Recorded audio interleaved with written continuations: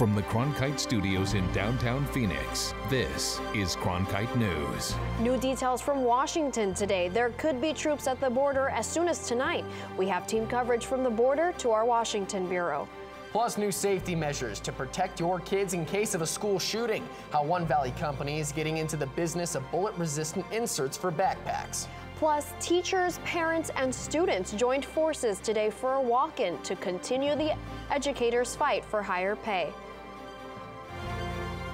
Cronkite News starts now. Good evening and welcome to Cronkite News on Arizona PBS. I'm Adriana de Alba. And I'm Troy Lynch. Thank you for joining us. The Department of Homeland Security Secretary Christian Nielsen said today that President Donald Trump will be signing an order to deploy National Guard troops to the border immediately. Nielsen did not say specifically how many troops will be needed, but noted she will be speaking with the governors of the 4 border states to determine their needs. She said the troops could arrive at the border as early as tonight. Austin Bundy begins our team coverage in Washington. While there are not many details available this evening, the White House has committed to moving forward as quickly as possible. Secretary of Homeland Security Kirstjen Nielsen said in a briefing this afternoon that state governors will get all the help they will need. The governors retain control of the National Guard within their region, so I'm not going to get ahead of them. The ones that I have spoken to understand our urgency, our request. The National Guard understands the urgency and the request, so we will do it as expeditiously as possible. The president's decision also drew support this afternoon from Texas Governor Greg Abbott, who said in a press release, quote, "Today's action by the Trump administration reinforces Texas's long-standing commitment to secure our southern border and uphold the rule of law." The military cannot physically intervene with illegal immigrant apprehensions, but can act in a supporting role. It could also use Pentagon funds to build parts of the border wall, something President Trump has called for repeatedly. There are some lands that the Department of Defense owns that right on the border that are actually areas where we see illicit activity. As part of what DoD does every day in terms of force protection, we're looking into options for the military to build wall on military installations on the border.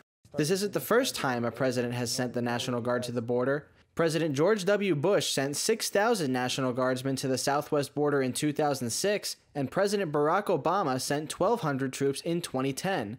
Those operations cost a total of more than $1.3 billion, according to reports from the Government Accountability Office. While Governor Ducey welcomes the move, other state officials have been mixed.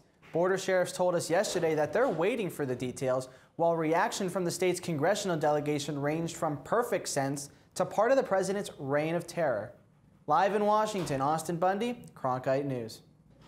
Our Cronkite News Borderlands team headed south today to hear from border residents about today's announcements. Reporter Lillian Donahue continues our team coverage. I'm in the Arizona town of Sierra Vista, just miles north from the Arizona-Mexico border, right where President Donald Trump says that he wants to deploy military out to that area to help fortify it until he can build a wall. Ranchers in the area say that they're all for it. I'm 100% behind him. Why? It's time that we stop what is coming across our southern border. We've put up with it for 30 years. Nobody has been serious. It's all about votes. It's all about the continuation of the votes for the Democrats, and then the American people want cheap tomatoes. And this immigration issue is ruining our country. Depend on Cronkite News for full coverage on the border debate in the days ahead. Instead of dropping their children off at school this morning, some parents joined teachers in walking into Valley schools. Reporter Gabriella Becerra takes us to an elementary school in Glendale that participated. Today, we are going to walk in together. Educators, parents, and legislators gathered by the flagpole in front of Bicentennial South School before walking in together. We are walking in to demand better for our students because our students are the future. Teacher Matt Schock says he is a part of the Red for Ed movement because he wants to see Arizona provide more funding to education. We are Red for Ed because we want a true commitment and investment in the future of Arizona. Teachers painted their car windows, students held up posters, and parents had the opportunity to speak with their child's educators about this movement. Teacher Megan McCain says she wants the community to understand what this movement really means. It's not, do teachers want pay raises? That is not the point. The point is, how can we get funding back into our schools? How can we get the support that we need for our schools? Representative Richard Andrade says lawmakers on both sides need to provide that support. Done nothing but cut funding to our schools, to public education, and we're seeing the impact of it. Andrade says voters need to elect leaders who are going to give schools funding this November. People that really support public education need to start asking candidates, do you really support public education, or are you just a mouthpiece? The dozens that participated today at Bicentennial South showed the teachers and staff there they support them. In Glendale, Gabriela Becerra, Cronkite News. Next Wednesday, April 11th, Red for Ed Watkins will be happening at schools statewide. The movement is asking for parents with children in elementary, middle, and high school to come together. Teachers in the Scottsdale Unified School District will receive a pay increase beginning next fall. The school district's governing board voted in favor of the measure last night. The 3.5% raise includes a 0.5% raise to the base pay for all teachers, 2% as a step up to the salary schedule, which means the most experienced teachers won't get that hike, as well as 1% to the Prop 123 stipend, and will only apply to those paid through School Fund 1000. Teachers often send progress reports home with their students to let parents know where their child stands. Today, teachers are teaming up with students and parents to give a progress report to the governor. Reporter Kate Gardner went to the state capitol to find out what the governor's progress report said. I'm here because we are delivering report cards to the legislators and the governor to let them know that we are very unhappy with their performance this session, and particularly we're unhappy that they are trying to remove money from taxpayer money from public schools and direct it to private schools. Teachers, parents, and students filled out these reports last week at the Day of Action Teach-In. The reports focus on topics like the representative's ability to listen to others, work as a team, and understand basic math. Those who filled out their progress report for the governor or for their Arizona representative could take it, fold it up, and drop it in this box, where it would be taken later to the governor's office. Save Our Schools Arizona wants to see improvement in the state's education, but focuses on the need for funding public schools. When Arizona's public school system is having a funding crisis, when our teachers are fleeing the state, when voters are begging to be heard, there is no expansion of private school vouchers that is acceptable. Most of the progress reports are addressed to Governor Doug Ducey. While many of the reports showed what lawmakers needed to improve, they also showed support for those who are fighting for public education. I filled out for my senator, Sean Bowie, who has been extremely supportive of public education. These reports are an attempt to encourage state officials to listen to voters and discuss the issues surrounding AZ schools, but they also serve another purpose. Penish Thacker said they're also an attempt to remind lawmakers who continue to ignore voters that we're watching to see if they make the grade come November. In Phoenix, Kate Garner, Cronkite News. Members from Save Our Schools Arizona took the progress reports and delivered them to both the legislature and the governor. The group is opposed to Proposition 305, but is working to make sure voters will be able to have a say on the issue this upcoming November.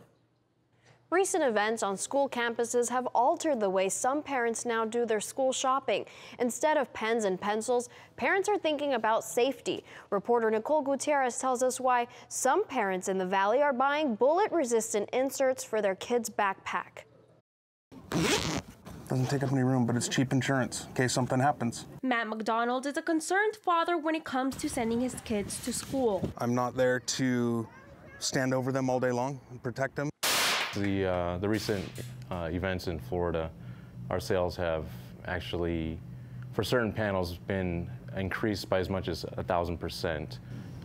And in one particular panel, our sales went up about 1,500%. Back in January of this year, McDonald bought bullet-resistant inserts for his children's backpacks at a gun show and says the armors are an investment. Moving from bag to bag or to backpack, we already have one backpack with the kids broken this year. So the next backpack, it'll just go into the next one, and we'll have them forever. People have gone with this, especially for some of the smaller children, But most of the people are either okay with the weight or they just go with the pistol protection. And so it's just really all up to the consumer, what they're willing to pay and what they want protection from. Cordova says that although these body armors may serve as an extra layer of protection, it doesn't mean they're bulletproof. They're bullet resistant.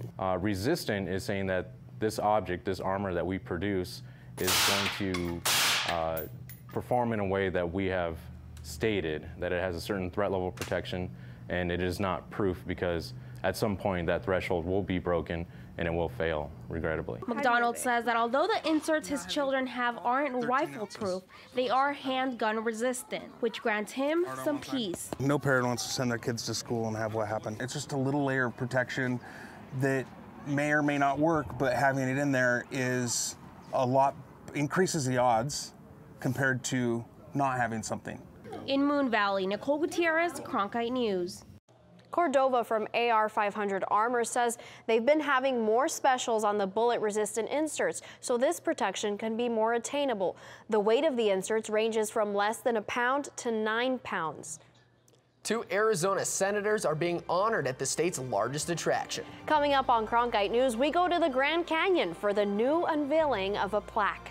And how Arizona State University is using art to help combat sexual assault and harassment.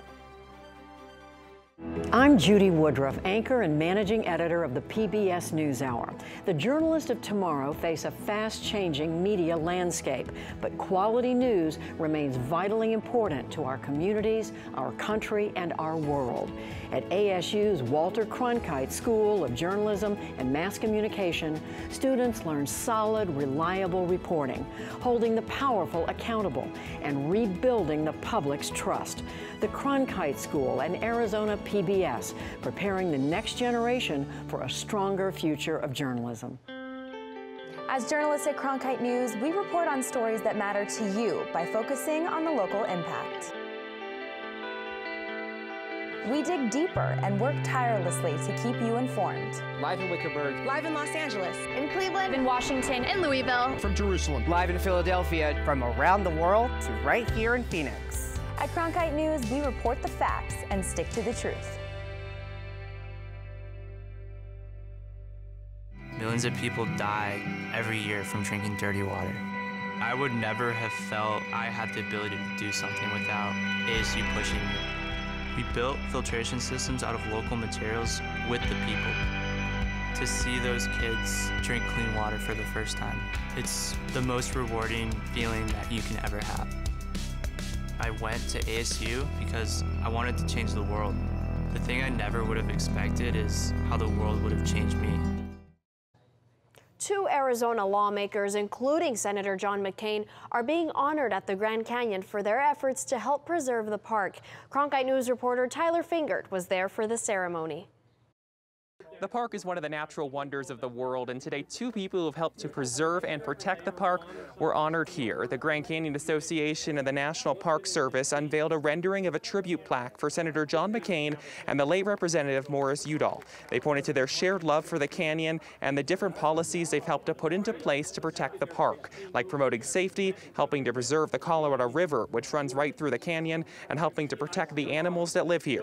Today's unveiling is meant to honor their work and make sure those who visit the park know how they've helped to make sure it's preserved. John McCain wasn't here, but his wife Cindy was, along with members of the Udall family. Cindy says it was important for her to be here today. To dedicate something like this to both Mo and to my husband is, it's wonderful. I mean, it really is. It's heartwarming and it's such an honor, and I'm just glad I could represent him today. The recognition of these 2 great men are receiving today is well deserved.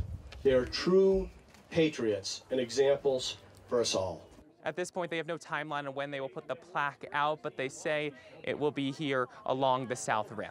At the Grand Canyon tonight, Tyler Fingert, Cronkite News.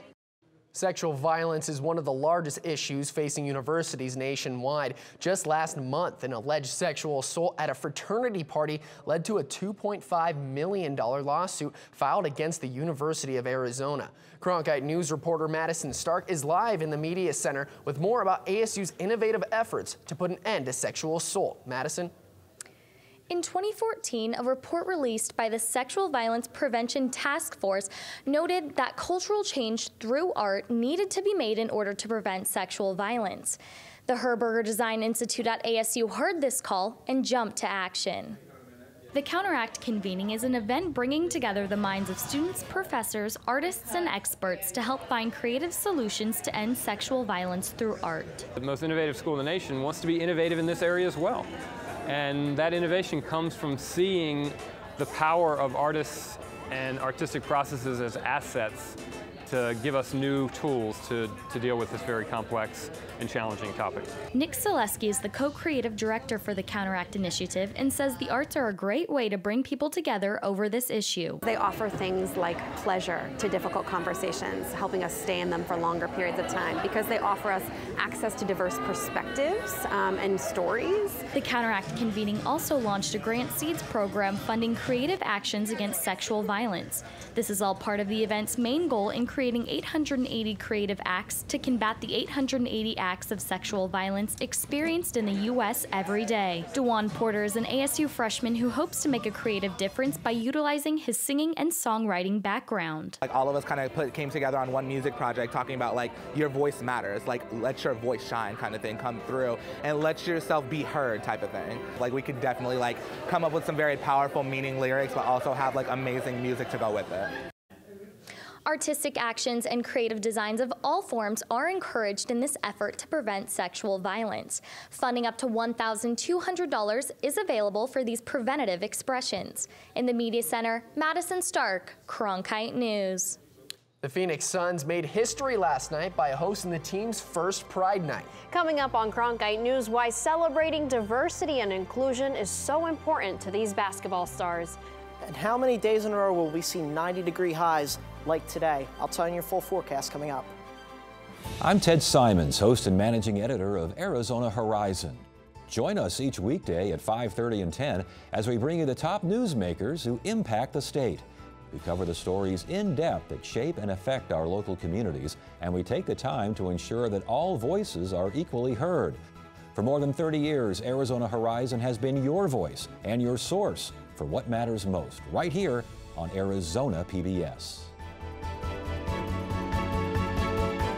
Fridays, it's at Cronkite News, your social sharing connection where you choose the news. Facebook likes and shares, tweets, retweets, and favorites.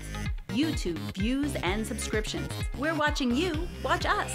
From our digital home at cronkitenews.azpbs.org to your television, web browser, or mobile device. Find us on Facebook, Twitter, and YouTube. Then join us for at Cronkite News, our weekly refresh, each Friday at 5 on Arizona PBS.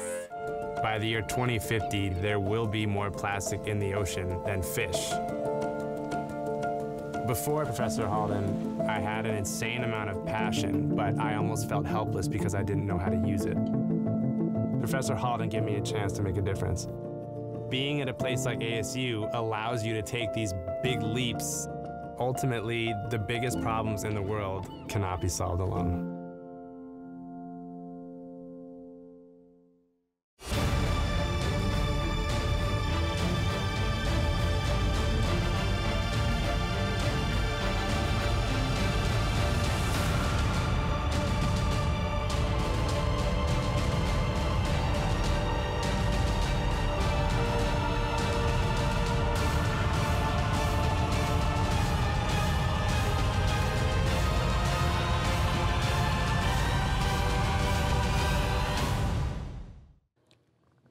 The Phoenix Suns became the third team in the NBA to host a Pride Night. The Suns celebrated diversity and inclusion last night, and Cronkite News sports reporter Chaz Frazier was there.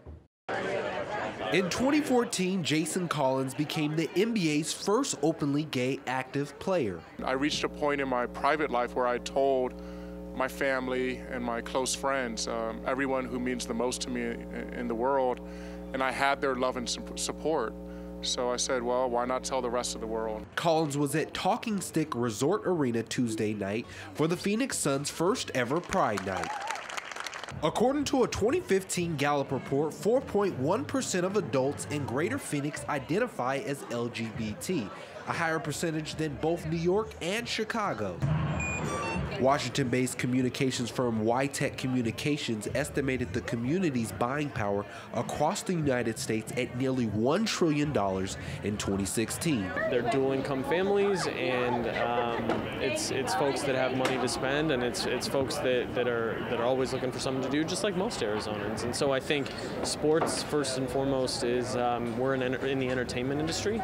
While Collins placed the emphasis on how far the NBA has come with diversity, fans say events like Pride Night is the first step to making the NBA a more inclusive community. There's so many different people in the NBA that may be afraid to come out, and I think this is a great way for them to feel maybe some kind of acceptance, or maybe feel comfortable to make a step forwards or just be proud. Collins now works as an ambassador for NBA Cares, working to promote diversity across the league. In Phoenix, Chaz Frazier, Cronkite News.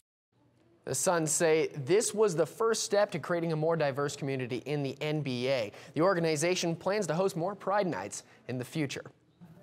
It's really beginning to feel like summer out there. Yeah, are these cool temperatures ever going to come back? Fortunately, we're going to be flirting with 90 degrees for the next few days. Let's take a look right now at your temperatures. Upper 80s here in the valley, 87 here in Phoenix, 87 down in Casa Grande. If you go up north, a little bit cooler, 61 in Flagstaff, 72 up in Page. Tonight here in Phoenix, going to go down to low 64. We'll hit it in the overnight hours tomorrow morning.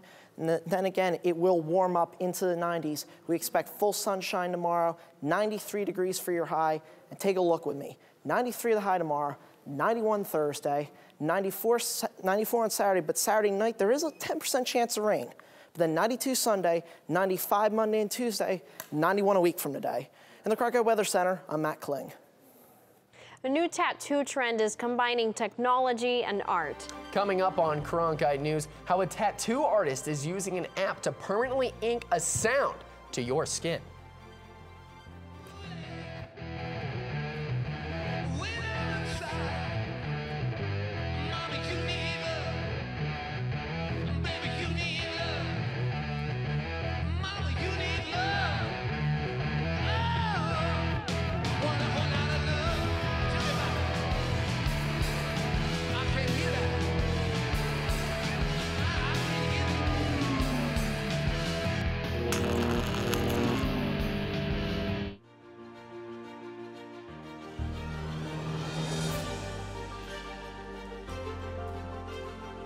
Officially from 36, and he hooks it in.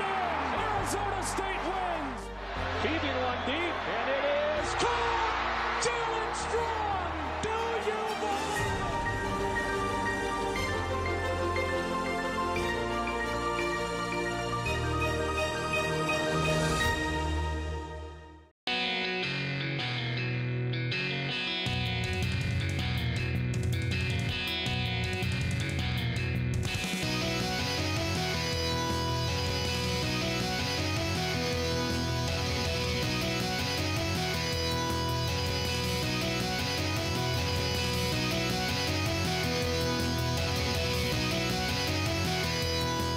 Cronkite News, weeknights at 5 on Arizona PBS.